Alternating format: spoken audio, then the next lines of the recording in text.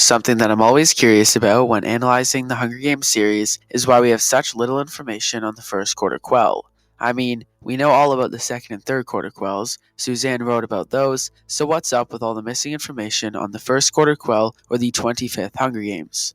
Well, I'm here to tell you that I truly believe we will be getting a First Quarter Quell prequel soon because I think it changed everything. It was such a key piece in the formation of Panem and the Hunger Games itself that Suzanne cannot shy away from it any longer. I have many reasons to believe this personal theory that a First Quarter Quell prequel is in the works, and I'll be sharing all of my ideas with you today.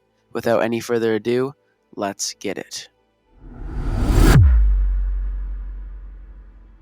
First, I'd like to talk about how I believe the First Quarter Quell was the origin of the careers or career tributes. The careers play a huge and crucial role in forming the foundation of the Hunger Games event, and the games would be very different without them. It's never specified when districts started training careers to participate in the games, or when careers started strategically volunteering, but my theory is this all started with the 25th Games. With the twist that all members of the district were to vote on which children would represent them in that year's Hunger Games, I think kids from Districts 1, 2, and 4 were actually trained and tried to influence their fellow citizens to vote for them. This would essentially be the earliest version of careers the Hunger Games would ever see.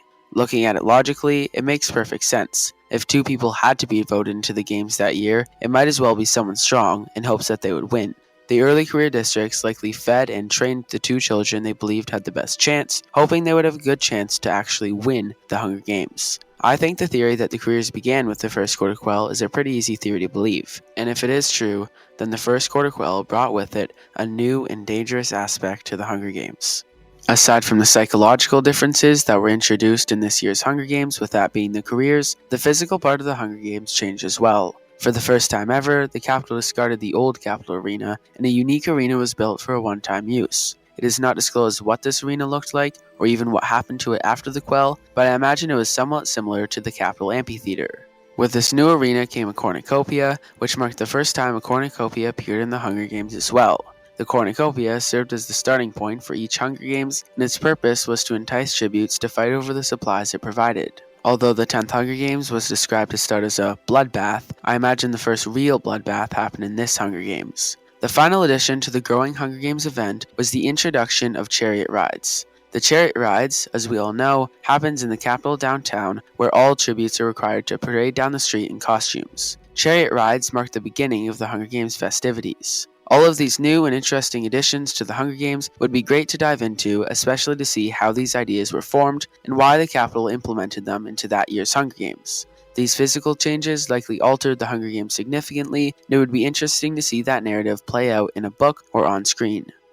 Another reason exploring this part of the Hunger Games timeline would be cool is because of the likeliness that Coriolanus Snow would be the head game maker. It hasn't been explicitly confirmed by Hunger Games canon, but I think it's a pretty safe theory to believe. Snow would be 33 years old at the time of this Hunger Games, and I would assume he had taken great strides in his political career since the 10th Hunger Games as a mentor. Seeing Snow as the head game maker would make for a really interesting Hunger Games, and we would see this part of his life as he rose to power and fame in the Capitol. With his incredible mind, I can only imagine the ideas he would have for running a Hunger Games, and the incredible twists and turns he would take the audience through would be extremely exciting. It would also pose many questions on what else was going on in the life of Snow during this time period, and if Suzanne would actually center in on him a bit during this prequel. Would Lucy Gray ever be brought up, or any part of the Covey? What about Tigris, or even the Plinths? What state of rebuilding was the Capitol in during this part of the time period, and where was Snow's peers like Clemencia and Festus? And most importantly, what about Dr. Volumni Gall?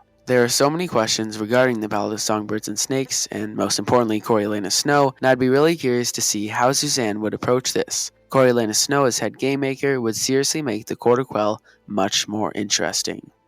The final reason I think we are getting a First Quarter Quell prequel is because I think the Victor did something rebellious that needs to be explored.